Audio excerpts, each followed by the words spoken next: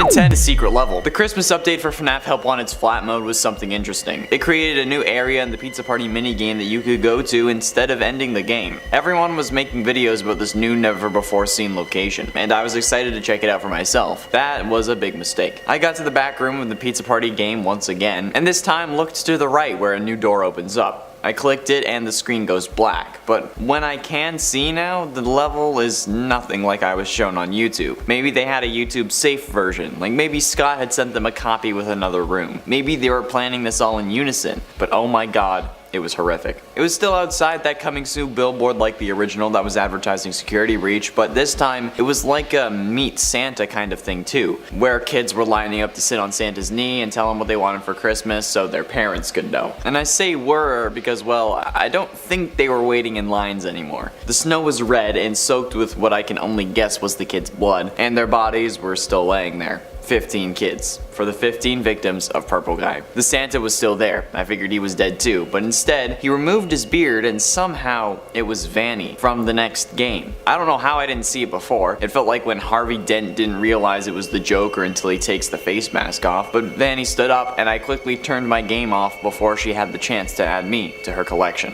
And at 9, the glitch trap virus. While refreshing scottgames.com, I was waiting for a teaser for security breach, but then the screen went black. After waiting for a while, I saw something flash on the screen. It looked like a weird glitch trap. After it appeared, my computer got the blue screen of death, so I had to shut it off. But when I turned it back on, there were all kinds of numbers flashing by. But I swear I saw Springtrap a few times. 5 minutes later, and the screen was tinted red, and I started hearing church bells. Distorted church bells. It rang 12 times, and surely enough, it was midnight. But I swear it was like 3:30 30 seconds ago. But then it showed my desktop, and the only icon was SC877 Games. Eventually I clicked it because why not? And when it loaded, it was a close-up version of Glitch Trap's face, and it played jump scare audio. Text on screen read Afton_virus.exe has started running and kept showing that over and over. After saying that a few times, the computer shut off and wouldn't turn back on. And now I have a strange desire to see my son again. In a date, the moon drop. As a kid, Freddy Fazbear's used to be my favorite place on Earth. The animatronics were incredible, more advanced than anything I'd ever seen, and the characters were lovable and unique. Nowadays, they still have the technology beyond our time, stuff I'm sure the government would love to get their hands on, but the atmosphere and the characters have changed. They've gotten creepier and changed from that old mom and pop shop feel that they had at their old locations. And something about this new sun animatronic just gives me the heebie-jeebies. I can't quite put my finger on it. It's like it has a whole other side it doesn't want you to see. That's what it feels like anyway. And once I ran into it alone, it proved me right. The way it changed was horrifying, nothing like I would have ever expected. It's like it shed its skin to turn into that moon thing. And its voice, it got so much worse, like it had been smoking since it was born. And its nails?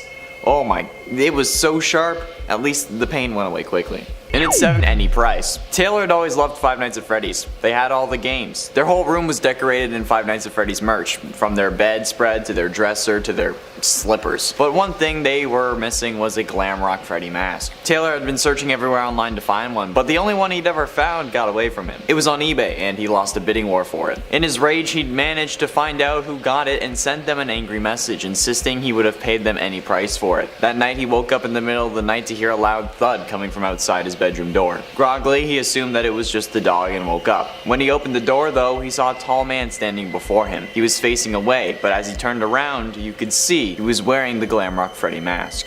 Any price? He asked, as he pulled out a large kitchen knife. And at 6, Chica's Party World. After the fall of Freddy Fazbear's, the IP to the characters were still intact, so an individual named Riley bought the rights to Chica and Freddy, the yellow bird with her signature cupcake, and the company's iconic bear. They opened a new pizzeria with new branding, inside what used to be an old mall. It had all the amenities they needed after all, plus a little more. We would regularly have officers at the location, constantly checking in to make sure that Afton never showed his face. He never did. But then we noticed neither did the owner. After talking to some employees while off duty, they had never met the owner either. The man was said to only arrive after the place had closed down and take the earnings from the register. We ran the owner's name against the database and there was nobody in the city with the name Riley Dramakovich, so after obtaining a warrant, we discovered what we had feared most. Riley was an alias for one Vanessa Afton, William's estranged daughter, who, after running this business under the alias, had used it to kill 15 more kids in the span of a week, all after after hours, and all following a pink Chica around the back after they had gotten home. Suspect was arrested at 11:36 p.m. on Friday, June 18, 2027 by arresting Officer William Stagnan.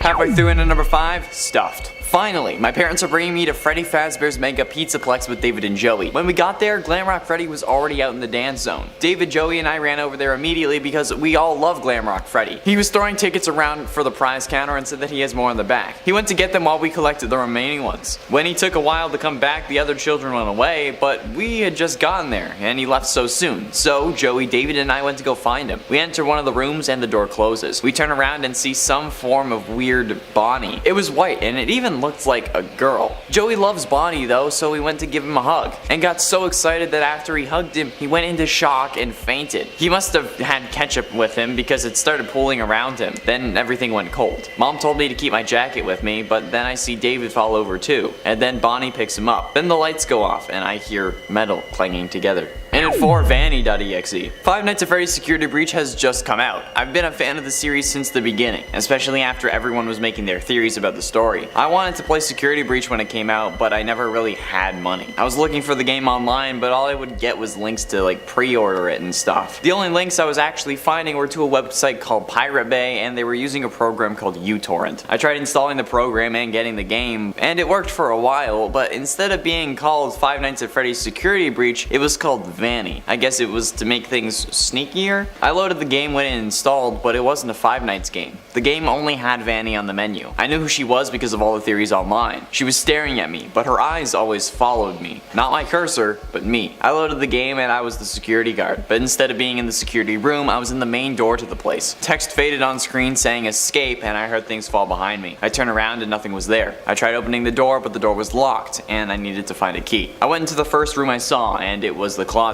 There was nothing in there, but I turned around to leave, and Vanny was standing behind me. She stared at me for what felt like forever, before walking out of sight. I exited the room and checked the others. There was no key at all, and as I head back to the main room, Vanny was there at the door, key around her neck, knife in hand. Getting close to the end, and in number 3, Fake Monty. For my birthday, my dad gave me a surprise, but he said I would have to wait for all my guests to arrive before I could get it. Once all the guests had arrived, it was just a short time passing before the doorbell rang. It must have been our pizza, I thought, so I ran to answer it. I swung the door open, and standing in front of me was a massive animatronic who I knew as Montgomery Gator. Their head tilted from side to side, and they looked me up and down. I became extremely uncomfortable as it felt like their eyes were laser focused on me. Soon my dad came up behind me and greeted the animatronic. Apparently it was just a hired performer. At least that's how he talked to them. However, when Monty came inside, from their movements and the clunk of their feet, they didn't sound human. They seemed like a real animatronic. The party was awesome, and I slowly started to become more comfortable around Monty, even enjoying the presence of my favorite fake animatronic for the day. However, at the end of the party, when Brad's mom came to pick him up, we couldn't find him anywhere. We also couldn't find Monty, who had apparently left without saying goodbye or without getting paid, according to my dad. All we did was find a bit of blood on the backyard fence. Penultimately, in at number 2, Locked In. Pitch black. Like nothing you've ever seen.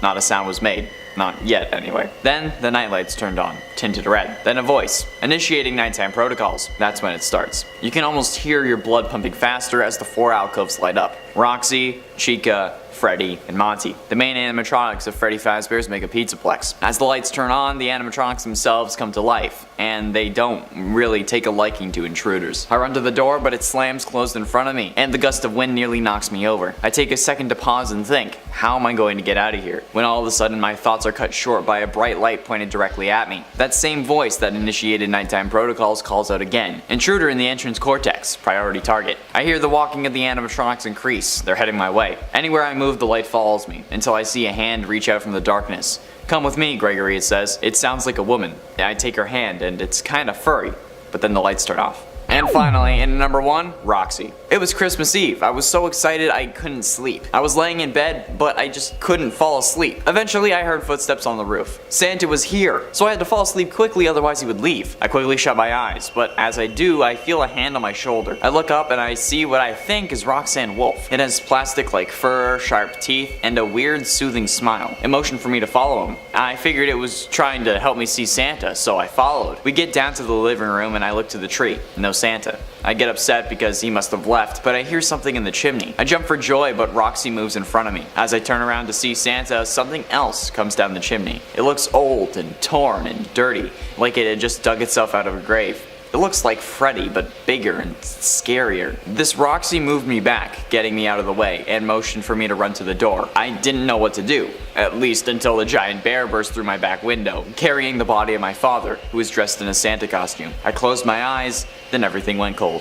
Number 10. Any price. Taylor had always loved Five Nights at Freddy's. They had all the games, their whole room was decorated in Five Nights at Freddy's merchandise, from their bedspread to their dresser to their slippers, but one thing they were missing was a Funtime Foxy mask. Taylor had searched everywhere online to find one, but the only one he'd ever found got away from him. It was on eBay, and after a bidding war for it, he lost. In his rage, he'd managed to find out who got it and sent them an angry message, insisting he would have paid them any price for it. That night, he awoke to hear a loud thud coming from outside his bedroom door. Groggily, he assumed it was the dog and got up to go check. When he opened the door though, he saw an intruder in his home, wearing the Funtime Foxy mask. Any price? They asked him, brandishing a large kitchen knife. Number 9. Payback. It couldn't be real. Funtime Foxy and the others had been locked away for so long. How could this be true?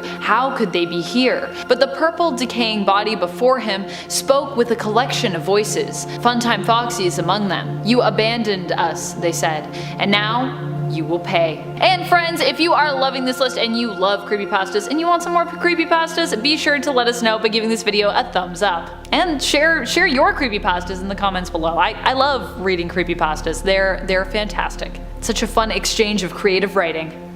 Number 8. Elizabeth's friends. Elizabeth loved to come to work with her dad. There were always so many fun new friends to meet. There was Funtime Freddy and Ballora, and today he was making someone new. After this new friend was made, he promised to make an animatronic just for her. She played in the metallic halls, each hop as she played with her skip ball reverberating off its walls. She started to sing a little song and was delighted when she heard Ballora's voice from her gallery join in, and then Freddy began to join in as well. From there, she heard a new voice. She continued to sing and followed it to her father's laboratory. There she saw a new friend, a pink and white fox. "Meet Funtime Foxy," her father said. As Funtime Foxy blinked its eyes open for the first time, it smiled at her. She smiled back. Then it looked at its surroundings, her father, and its expression changed. It seemed angry. "You have imprisoned us," it said. It reached out and began to choke her father with its strong metal fingers. She watched as his body shook and spasmed. He was gesturing towards something. Elizabeth knew what, but she shook her head, her eyes wide. There was no other way though, she knew. She smashed the button on the podium with her fist. She was sad when Funtime Foxy collapsed to the ground, having been shocked. Somewhere inside her, she knew this was her legacy, and it made her scared. Number 7. All of us. Sophie had just graduated school and was looking for a summer job to occupy her and help her pay her living costs during her final summer before setting out to look for something in her field in the fall. As she scoured the wanted ad, she noticed a job looking for a nighttime security guard that appeared to be part of Fazbear Entertainment and involved work in an underground facility where animatronics were held. She immediately got excited and was even prepared to make sure she went and got all the prerequisites needed before applying. However, she was confused but happy to see that there were none. The ad read "no experience needed." She was the only applicant apparently, so Sophie ended up being hired. On the first day of her job, nothing much happened. On the second day, she noticed some of the animatronics holding areas had become open, but she managed to secure them again before the animatronics wandered off. On the third night, Funtime Foxy's holding area became unlocked, but when she went in to secure it and check in, Foxy was nowhere to be found. As she searched the room, she heard from above, "This is for all of us." She looked up, but could only see darkness squinting in the dim-lit room. She shined her flashlight up towards the ceiling, but did not have time to do anything else as Mangle's face, dripping with blood, greeted her. The animatronic jumped down, mauling her. Number 6. They're here. Josh was young when he discovered Five Nights at Freddy's. At first it scared him, but eventually he came to love the franchise, even going so far as to draw his favorite characters. He tended to draw Funtime Foxy a lot, but every time he drew Funtime Foxy, his older sister noticed that it appeared as though the animatronic was getting closer and closer in each picture. One night his sister came home to find Josh frantically coloring a page of paper light pink with a line down the middle. "Where's Foxy?" she asked Josh, admiring his work. He looked up at her with tired eyes. He didn't say anything, but merely looked down at the page and pointed. "That doesn't look like Funtime Foxy," his sister replied. Josh said one word: "Close." The lights went out. The room was pitch black. As both Josh and his sister scrambled to get to the lights, Josh reached out and felt a cold, metallic foot. Number 5. Perfect match. Funtime Foxy loomed over the body, looking down at it, hands still dripping with blood. Foxy turned off the recording system within, set it to rewind, and then hit replay. The sounds of screaming came from its voice box. Internally, Foxy pushed pause abruptly, and then tested out this newly saved voice for itself. "Hello, it's me, Jim," they said. The voice they spoke with was a perfect match for their victims. Number 4. I See You. Funtime Foxy has always been my favorite animatronic from Freddy's, so I was very excited when I was at the store with my mom and I saw a new toy on the shelf that was Funtime Foxy themed that I had never seen before. It was almost retro in terms of its appearance, and yet the make and packaging made it look brand new. It was one of those toys that you'd pull the string on and it would launch the figure up into the air. In this case, Funtime Foxy, or as it said on the box, your pal Flying Funtime Foxy. I begged my mom to get it, and because I had recently done well on a test at school, she got it for me. At home, I quickly unpackaged it and took it to my room to play with. Nervously, I held the end of the ripcord, pulling gently towards myself and launching it into the sky. However, once it was up there, it continued to spin with its arms outstretched, not seeming to want to come down. I chased it around my room, calling its name, but it always managed to dart just out of my reach. "I see you," it said, smiling down at me, before flying out of the window. I was sad and confused for a moment, until from the other room, I heard my mom scream. Number 3. Welcome to the party. I had always wanted to go to Freddy Fazbear's Pizzeria, and now my dreams were finally coming true. It was my birthday, and Freddy's also happened to be celebrating its anniversary on the same day, with an unveiling of a new animatronic. Halfway through my birthday, we made our way to the stage for the unveiling. There was a giant pink sheet under the bright spotlight, and Freddy came on. He swiftly pulled it off to reveal an animatronic that he said was called Funtime Foxy. "Everyone say hi to my new friend Funtime Foxy," Freddy chortled. We all smiled and shouted back, "Hi, Funtime Foxy!" But then something went wrong. Funtime Foxy's eyes turned from orange to red, and their face plates moved back to reveal sharp teeth. Everyone screamed and began to run, but I got knocked backwards. By the time I managed to get back up, Funtime Foxy had found their way to me, holding a cake knife in one hand. "Welcome to the party," they said, raising the knife. Number 2. The Daring Escape. I had never been so scared in my life. I couldn't breathe. The sweat dripped from my brow, and I peered around the corner. I could just make out a flash of white before I pulled my head back behind the dismantled heap of animatronics. They saw me. They had to have seen me. I heard the heavy thud of their feet as they walked around the room searching for me. It was now or never, I thought. If I didn't do something soon, they definitely would find me and then I'd be scooped. I had to make it to the safe house. I couldn't let any of them find me. I breathed in as deeply and quietly as I could before bolting out from behind the heap. What I hadn't realized was that my foot was actually caught in a wire. That fleeting moment of freedom flashed by me as I tripped and smacked my head off the floor. The pile of parts crashing down on top of me, spilling out around me. Funtime Foxy's eyes locked with mine.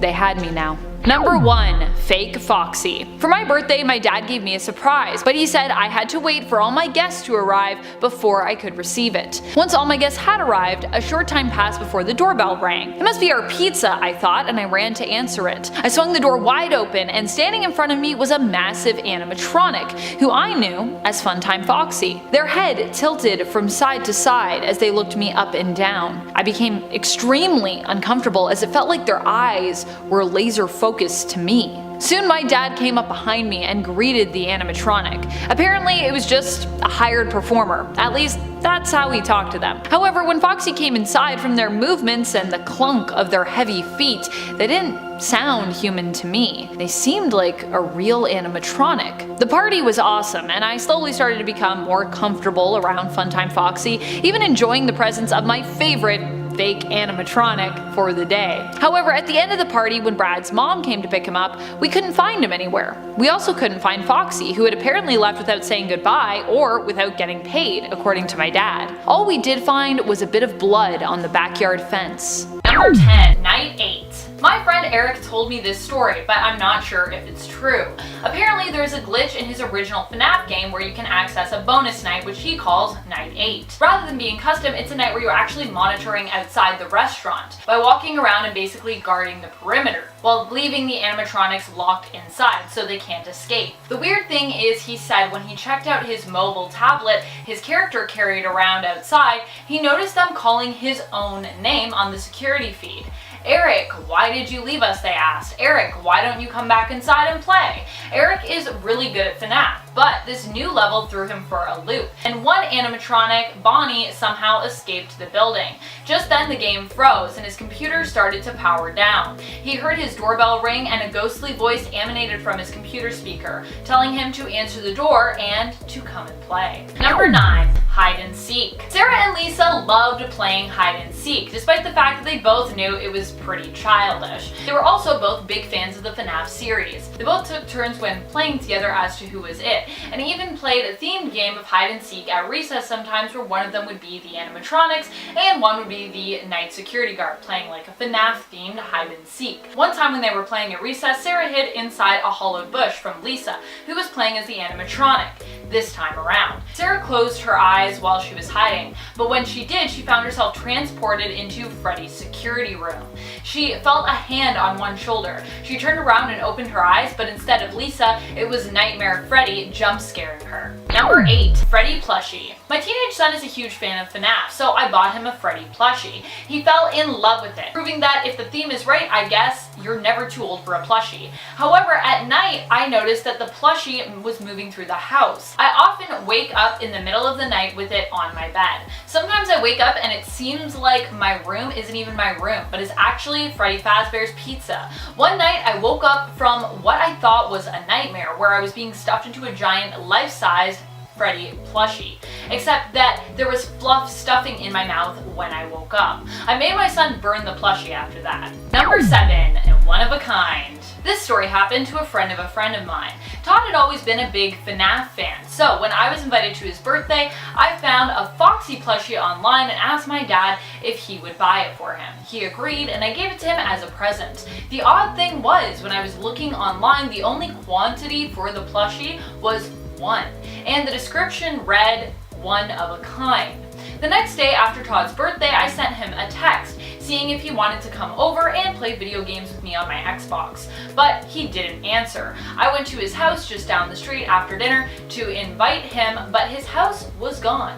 In its place was a restaurant that appeared to be under construction. Number 6, the mysterious restaurant. This is a true story. Chuck E. Cheese's has always been one of my favorite places to go. So when I got to pick where the family went this weekend for our family outing, you can bet that I picked Chuck E. Cheese. But when we got there, the restaurant looked different. It had been rebranded as Freddy Fazbear's Pizza. The animatronics inside were all different as well. My sister seemed to really like one named Chica, a chicken with a bib on her and a cupcake in her hand. The last time I saw my sister, she was holding Chica's hand and walking away. She went missing while we were there, and I never saw her again. Number 5, Golden Bonnie. I loved Fredbear's Family Diner. It used to be my favorite place to eat until it closed. I missed it terribly and hoped it would reopen. While I was out for a walk one day, it appeared my wishes had finally come true. I stumbled upon a poster in the mall advertising the reopening of my favorite restaurant on November 8th, right on the day of my birthday. I was excited and I begged my mom to let me have my birthday party there. She agreed. When the grand opening date came, my friends and I piled into my mom's van and we drove out to Fredbear's Family Diner. Except When we got there, I noticed it was different. It wasn't called Fredbear's Family Diner anymore. Instead, it was renamed Freddy Fazbear's Pizza. After some time at my party, Bonnie finally came out, but he seemed different. He was golden, like at the diner, but he talked to us directly, inviting us children to come along with him. "Do you want to have some more pizza and tickets, kids?" he asked. We answered with an excited cheer. "Okay, but then you have to come along with me." I followed him and he asked all of us what our favorite animatronic was. I answered Bonnie, before he pulled me into the back room. I found myself placed carefully in a Bonnie suit and then my eyes closed. When I awoke, I found years had passed and I found myself unable to talk. Anytime I tried, all I could hear was the voice of Bonnie through the suit's voice box. Outside the back room, I heard someone asking to work the night shift. The person revealed that their name was Michael Afton. "My brother." "Michael, it's me," I shouted. Brother, it's me." He didn't respond to my voice, and so I remained trapped at Freddy Fazbear's forever, determined to one day escape and get revenge. Number 4, save me.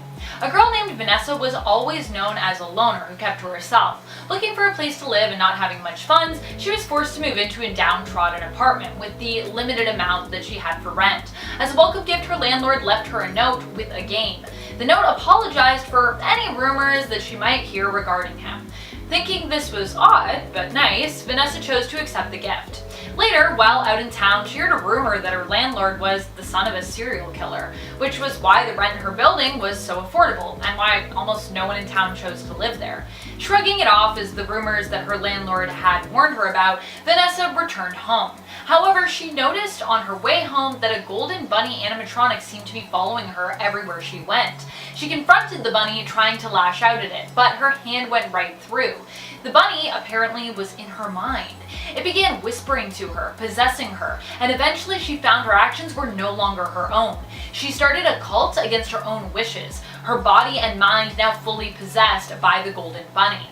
The bunny had programmed her to do its bidding, and her landlord, she would soon find out, was a man obsessed with demonic possession who went by the name of Michael Afton. Number 3, the tapes.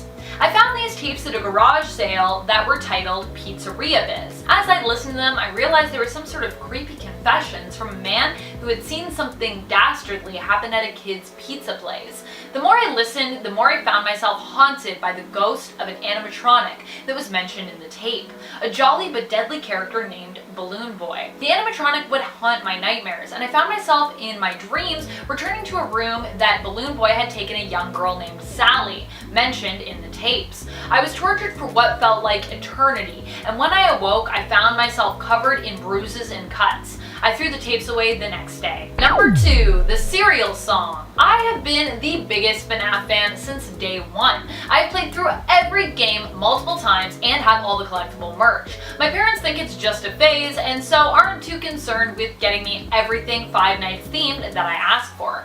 I heard a rumor that they were actually making a cereal, so I asked for that cereal the next time that we were out, instead of my regular Reese Puffs. My parents agreed, and the next day I went downstairs for breakfast. There it was, Freddy Fazbear's cereal. I hurriedly and excitedly poured myself a bowl. My parents were still asleep. I was so excited I got up early just to eat it. It was even still dark outside. As I poured the bowl though, I heard music began to play. It sounded like Freddy's music from the game. I looked in the box thinking it must be some kind of hidden sound recording like in a birthday card. I didn't see anything. So as I poured the milk with one hand, I reached with my other hand into the box, feeling around for what was making the sound. Then I felt something latch onto my hand. It was tearing my hand apart, shredding it. I screamed out in pain and noticed that the cereal bowl was filled with little nightmare frettles, which pounced on me and began to bite at my face. The milk I was pouring also appeared to be red and thick, like blood. I got rid of all my FNAF stuff after that, and my parents are trying to sue the makers of the cereal, although we still haven't been able to track them down. Apparently the cereal was never for sale. It was never even created. But my missing hand and my scarred face remain as proof that someone must have been behind it. Number 1, time to play! I always loved playing FNAF, but my mom was consistently worried that the game was too scary and told me to stop playing. She kept nagging me. So to prove her wrong that the games were not too scary for me, I offered to let her play. Something you should know about my mom is that she's a scientist who works in robotics and AI. She actually works for a big company that everyone knows, and is a big position there. Anyways, my mom accepted my offer, set on proving that the game was too scary, but she herself actually enjoyed the game, becoming obsessed like me. To the point that we actually bought a second gaming PC for my mom, which we kept down in the basement. My mom became so obsessed that I rarely saw her anymore except for dinner. But when I did see her, she looked really tired and run down, like she'd been staying up all night. One night, I awoke to the sound of what seemed like a church bell ringing. My room was pitch black, so I reached over for my night lamp. Clicking it on, I saw at the foot of my bed a life-size Freddy Fazbear animatronic replica. The bear tilted its head and said in the most blood-curdling, crackly voice, "Time to play." In a 10 tree trimming. I was home after a long day of work. My girlfriend was coming over in a couple hours and my Christmas tree still hadn't been decorated. My girlfriend had already said that she was sick of decorating trees since she did one at her mother's and then one with her father. They had been separated since she was 15, nearly 10 years ago. I've been playing a lot of video games lately to pass the time before going to sleep since she had been so busy. And recently I've been playing Five Nights at Freddy's, an indie game series that really blew up. But I can't see why. It's not scary. At least, I didn't think I was scared. As I started putting my silver and blue ornament balls on the tree, something I plan to sign into conversation later, I thought I saw something standing behind me in the reflection of the blue run. I spun around and there was nobody behind me. I put a silver one up and I think I see something again, but this time I saw it properly. It looks like a giant chicken with arms and legs holding a cupcake? It was looking at me from my closet. I turned around and the door was closed. I went to check inside, but when I opened the door, there was nothing. I checked the reflection and it also had nothing in the closet anymore. I figured I was just hallucinating since I was tired and had been playing that game so much. But then I heard the closet door slam. I called my girlfriend and told her not to come. It's now 5 a.m. and I just need to wait until the sun comes up. In a 9th secret level. The Christmas update for FNAF Help Wanted's flat mode was something interesting. It created a new era in the pizza party minigame that you had to go to instead of ending the game. Everyone was making videos about this new, never before seen location, and I was excited to check it out for myself. That